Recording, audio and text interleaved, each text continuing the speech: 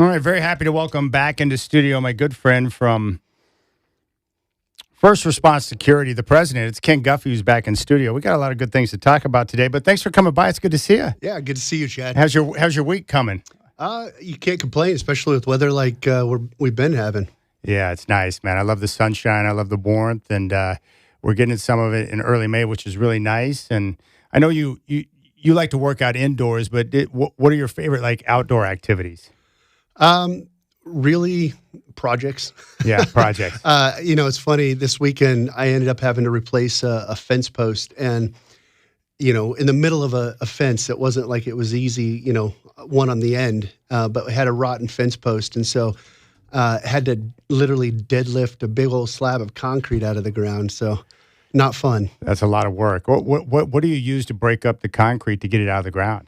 I just literally dug it out and then, moved it around enough to kind of break up that suction piece and then toe strap around it and try to heave ho. Good gracious. Now, it's a good thing you work out because you never know when you're going to need the strength to be able to do that type of work there. That's true. But no, this is that time of year. Like my mom and dad, they love gardening together, working on the yard together. So they're out back. And, of course, the weather's perfect. And my mom's real big on, like, planting different vegetables and stuff. I've got friends who plant tomatoes. My chiropractor, Mitch, who's an awesome guy, he's got a massive garden, and he grows all sorts of things, and he's got chickens in the back. So he's out there working on that. But it's that time of year, man, where the outdoor projects are plentiful. Yeah, absolutely. And, you can't complain in Oregon when, we say, oh, man, it rains too much here. And then you have a weekend like you did last weekend. You remember how, gorgeous it is. All right. I want to talk to you about a project you're working on right now, but you're in the final stages of a book that you're writing. Now, how long have you been working on the book once you finally started? How long has the process been? Well, it's a 20-plus year in the making project for me. It was something I've been working on for quite some time, but it wasn't really over until the last couple of years that I said, you know what, I'm going to hold myself accountable. It's ironic. A lot of the book is really about self-discipline. And I found that I wasn't really living that myself. And so it was kind of that self-discipline and accountability. I said, if you're going to make a goal, you got to make sure you follow through on that. And so really over the last year and a half, 2 years, it's been a big part of my off time. All right. So give me the background on the book without giving away too many details, but like what exactly, give me the basis on the book. What are you trying to accomplish with it? Sure. So it's pretty personal. For me, I believe that there's, three aspects to our health. Obviously, I am pretty big on health and fitness. But for me, there's three aspects to our health. There's our mental health, there's our spiritual health, and there's our physical health. And so the book is really about taking those three things and making sure they're in alignment with one another. I work out every day. I'm up at 3:30 a.m. I'm in the gym by 4 a.m. And for me, it's that discipline. And so this is just kind of that roadmap towards that. That's great. Has it been therapeutic for you to write the book, to learn more about yourself? Because you mentioned, how did you realize you weren't holding yourself accountable? Yeah. It was kind of funny. One of the chapters is really about setting goals. And, I think I mentioned to you when we chatted before about how, I always set two goals at a time, one easy and one difficult. And, when you set an easy goal, whether it's, reading through a leadership book or, sticking true to a meal plan or whatever it is, when you hold yourself accountable to the easy one, you feel obligated to have to hit that most difficult one. And, the book was one that was just out there. It's like, here I am, holding myself accountable to all these other things, whether it be in the professional life, whether it be, being a better father or whatever it is, but I'm letting myself down and I'm not keeping that promise to myself. And so, the book was kind of that coming to fruition. It was like, I can't talk to others about, being true to their word if I'm not being honest to myself. All right. With a book, do you come up with, do you just start writing, or do you have kind of a framework of, the different type of chapters? How does it come together? So for me, again, I went back and really throughout the years I had written, started and stopped. And so it was kind of going back through a lot of that stuff. But honestly, also, I talk a lot about, being in the gym in those early mornings, and I put my headphones on and it's just me. Yeah. And, I'll listen to different things, whether it's, podcast or motivational stories, or sometimes music when I'm working out with my headphones. But what I'm doing is I'm constantly thinking about my day, thinking about my leadership, responsibilities, how I make first response better, et cetera. And sometimes during that time, it's like, you know what? I need to get these words out. And so I'll just take a quick second and I'll text myself while I'm working out. And it was like, that was kind of the impetus towards writing the book. It was like putting down all my thoughts as I'm lifting, as I'm working out. And it's like, this is, not just something I'm using in leadership and running first response on a day-to-day, but this is something that's important to me, and I need to put it into words. That's great. Now, have you let anyone read any portion of your book to get feedback? I have. I've had a few select people that have, read different sections of it. I also have a lot of folks that are pretty excited to kind of see the whole thing come to fruition. So. That's great. Yeah. Was it nerve-wracking to let them read portions of your book? Because what if they tell you that maybe this isn't so good? Because you're putting yourself out there, right? This is a real personal project for you. It absolutely is. So to give a portion of that to somebody else and want their feedback, that can be good or bad. Absolutely. And it's funny because it gets pretty personal. Yeah. One of the stories I tell in the book, and I'll tell this real quick, is I talk about my oldest daughter, who she's now 23. When she was about 8 years old, I remember at the time I was a single dad, and I remember her, telling me I had a condo. I owned a condo in Sherwood, and I remember her telling me about how she wanted to stay home. And the kids went to an after-school program after school while I was still working, and I remember, her saying, "Dad, I think I'm responsible enough," and really kind of wanting to do that.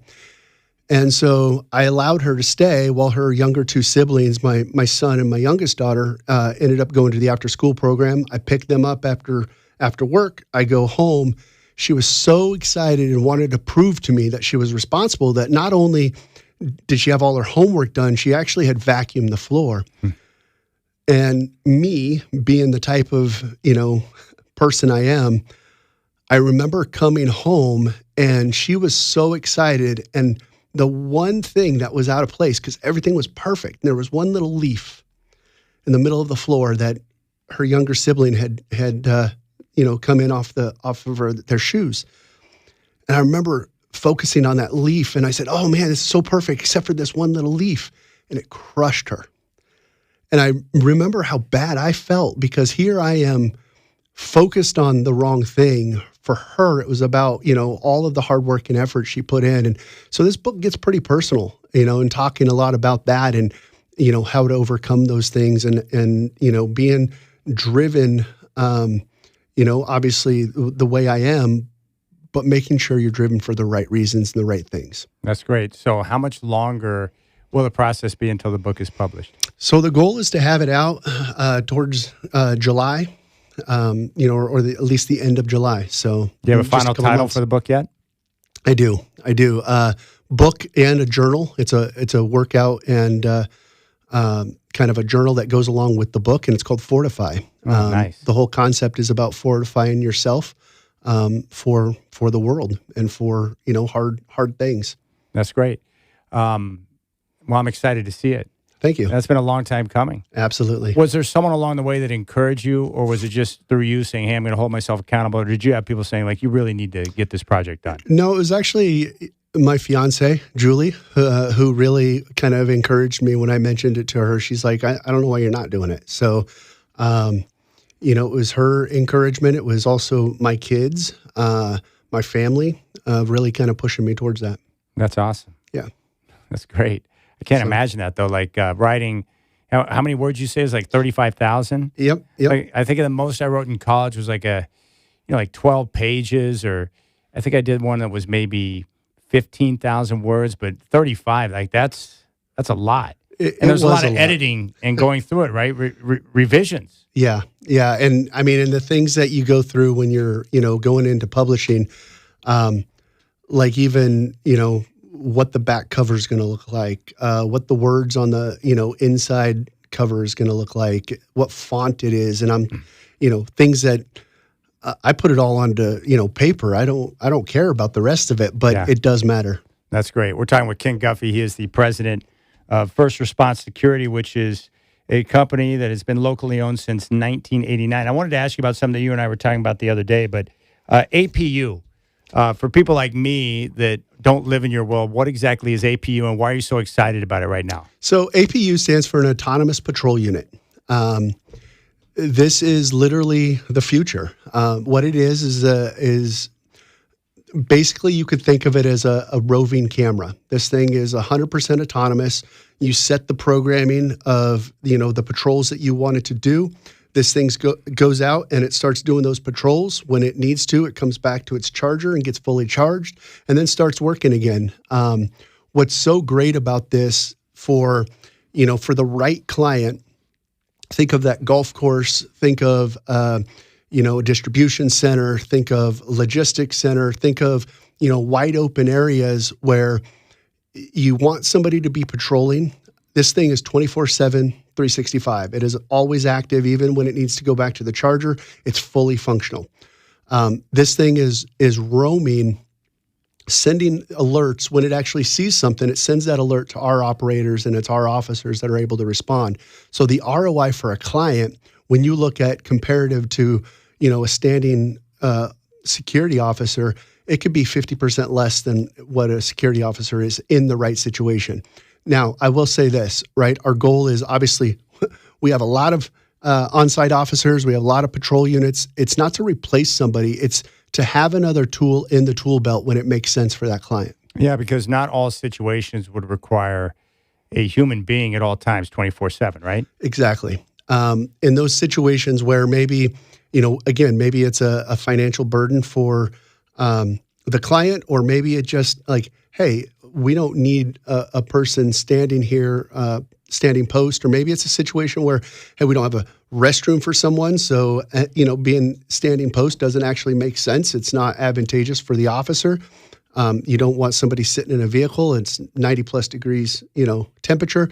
For those types of situations where, hey, we can solve with technology at a greater ROI, return on investment for that client, then it makes all the sense in the world. All right, give me an example of maybe places where you might see these type of units. Would it be on a college campus? What type of corporations? Like, where would you see these type of units? It's really anywhere that's a wide open. What is so great about it, it integrates with other systems too. So if they have a camera system, or let's say a fence detection system or an intrusion system with outdoor motions, it's going to be able to integrate with those systems and be able to respond to anything that's going on the property. But yeah, it's golf courses, it's car dealerships, it's logistics centers, it's trucking yards, it's college campuses, it's wide open spaces that have a lot of area to cover, substations for power. All of those are great opportunities for something like this. That's great. And this is technology that First Response has access to now? Right now. Right now. Right now. And it's pretty exciting to be part of that cutting edge. What's been the response from some of your partners that are utilizing the technology? So, the clients that we've rolled this out to and started talking with, I mean, again, they're, at first it was apprehensive of being one of the first, right? Yeah. But now we're starting to see where, especially in today's economy, things, budgets and those types of things are starting to shrink. And so we're looking for alternative ways to really be able to solve the problem. And again, we're really big on the right solution for the right problem. And, that's where that partnership that I've talked a lot about comes in. For the right client, this is a great opportunity. And what they see it as is a way of leveraging that technology to really solve things. I see what you're saying. So if one of your partners has got, let's say, shrinkage, or they got budget constraints, then you can look to the technology as a way to solve their needs without the extra expense of having live bodies on site. Exactly. And again, what makes us unique and be able to offer a solution like this is we still have that 24/7 monitoring and that alarm response that it's minutes away. So it's not that you're really losing that. Okay, I see what you're saying. So with the units, if there's a need to have someone on site, that's where you guys can jump in. Exactly. That's where our alarm response comes in. Again, like I've said, you can have an alarm system all you want, but if nobody's responding to it, that's where our officers come in. Do you guys have a set time for response in terms of what you want it to be? I would imagine you have goals that you're trying to adhere to. We absolutely do. And we measure those based on priority level, right? So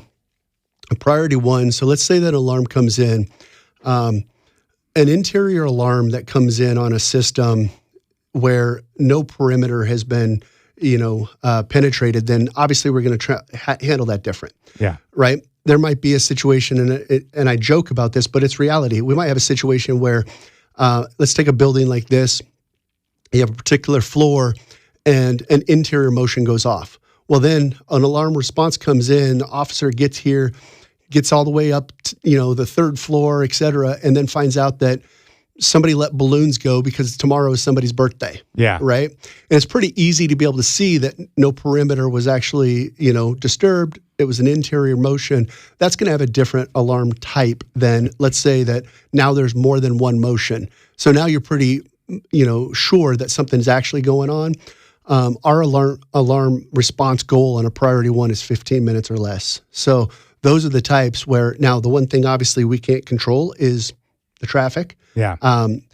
With that said, obviously daytime alarm that come in and nighttime alarm are a little different because of how many people are out and about. Yeah. Now, of course, if you have the perimeter breached and you've got motion, then that's a different level. Exactly. And again, as we've mentioned before, when we can verify that alarm, whether that be through video analytics, whether that be with our officers coming en route, now all of a sudden that's a priority 1 for the police department. And, a true crime in progress, they're going to be treating different as well.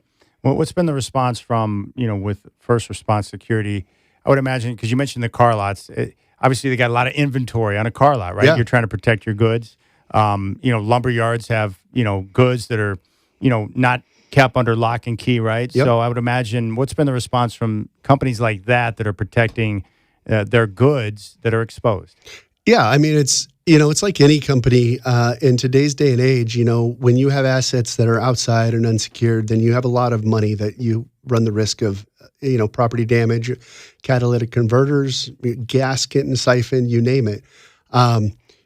With the APU units, as well as with just PVM with our proactive video monitoring, being able to see, and I hate to say this because, in a perfect world, you never have crime. But unfortunately, that's not the world we live in, right? Yeah. So one of the things that I do every single morning is I have a manager huddle. It's with every single one of our departments. We all get together. It's a quick meeting. And the first thing we do is we talk about our wins. Okay, what were your wins from yesterday? I want to hear those. We talk about our focus for what's the top priority for today. Are there any client concerns, issues, escalations? What's our staffing look like? We go through this whole thing. One of the things that is shared on a regular basis is how many actuals we had the night before. And what that means is how many times we actually prevented a crime. How many times did we have an alarm response to something, a video response to something, an operator had to take action, an officer had to take action, and those actuals are celebrated because those are actual partners, clients that we've solved the problem for.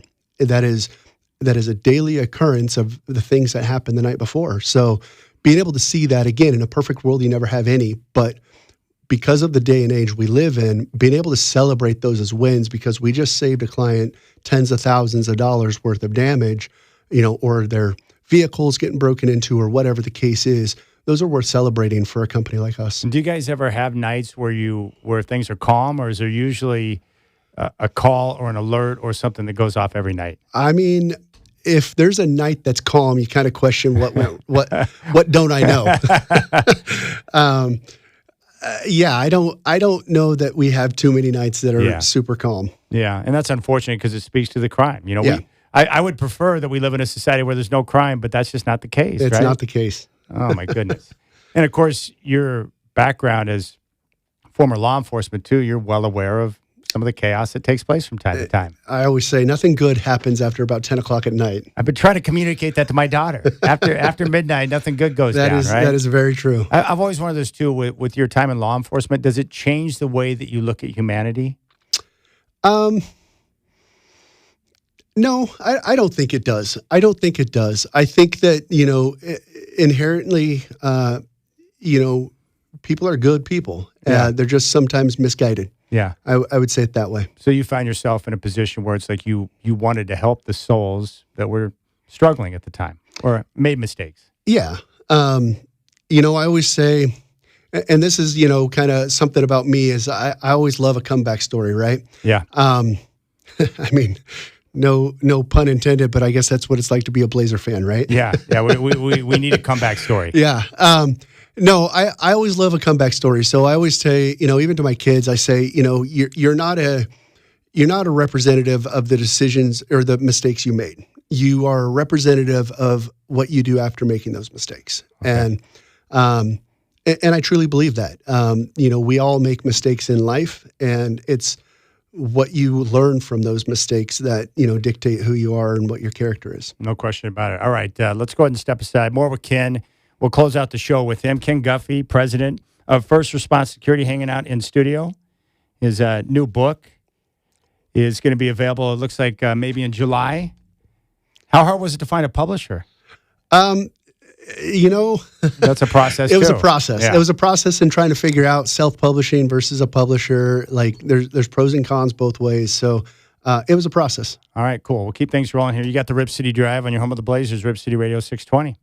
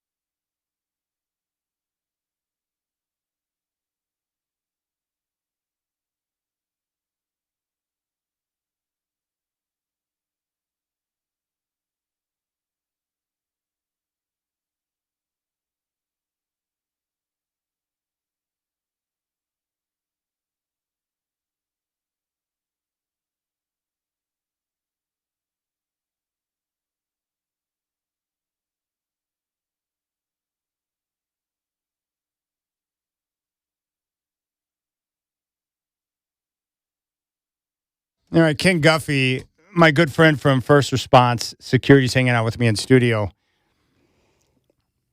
Well, I like your thinking, Ken. You were just talking about Naz Reid.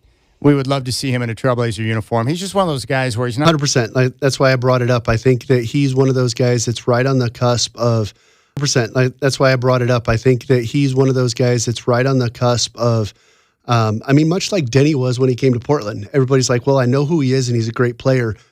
I don't know that anybody could say they saw it coming from Denny. And I think Naz is one of those guys that could have that type of impact. Yeah, I finally got someone within the front office of the Trailblazers to admit to me that Denny turned out to be more than what they thought, because they knew he was a good player and they liked the skill set, but he's evolved into something that I don't even think they saw, which is cool. You need to, it's like hitting the lottery, right? Every once in a while you need to get fortunate in a decision like that, and Denny's been so great, and he's tough too. But yeah, I like Naz Reid a lot.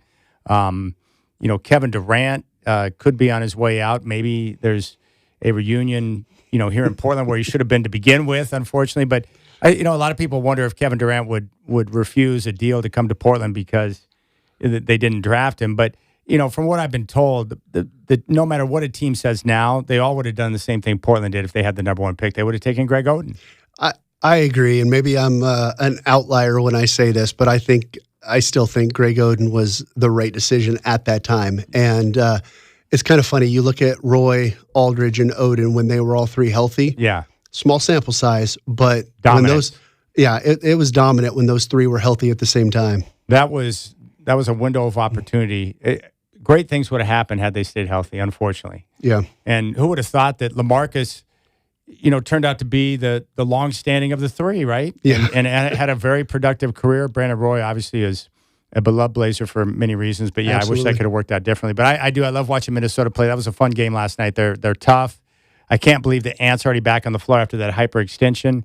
But that was a gutsy win that they got last night. So that was pretty awesome. It was crazy to watch that because the whole time I'm thinking, again, as a Blazer fan, I hate to say this out loud, but I'll tell you, I expected San Antonio to make the sweep with Minnesota. One, because of the injuries that Minnesota had. Me too. But two, I feel like it was justification for losing to San Antonio, right? If they go on and do a great job, it's like, okay, well, we can hang our hat on. We lost in 5, but look what they did to Minnesota. So sneaking out that win last night in San Antonio, I didn't see coming. I didn't either. I was stunned. I watched the game, and then down the stretch, Mike Conley made a big shot in the corner. Julius Randle was phenomenal in the second half. Once he got a better feel for his knee, Ant was tough. Yeah. They almost blew it at the end with that turnover by Ant, and then the three by Champagnie that looked like it was going to go in, but they held on and got the win. That was a gutsy performance. It was, and again, watching Wemby, even on a night where he couldn't seem to score. Yeah, what do you have, like 7 blocks? No, it's 12. It was 12 It was blocks. 12 blocks. He had I think 11 points, 15 boards, and 12 blocks. Yeah. And it just seemed like he wasn't trying that hard last night. Gosh, he's so good. He's so long. That Minnesota was complaining because they felt like 5 or 6 of those were like goaltends, right? But he's so quick and he gets up so well with his length that, some of those I can't tell. Yeah. Well, it was like the one he had in, against Denny in Game 5. I'm like, that was...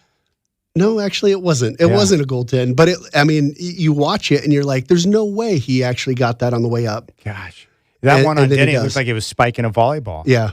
Yeah. So, you and I were, pondering the idea of like, what would you have to give up to get Giannis?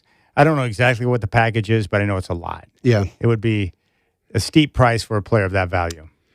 It is, and the question obviously becomes, okay, if you get somebody like Giannis, right, you go all in, what's the right move? Going all in on a short term where you got, somebody.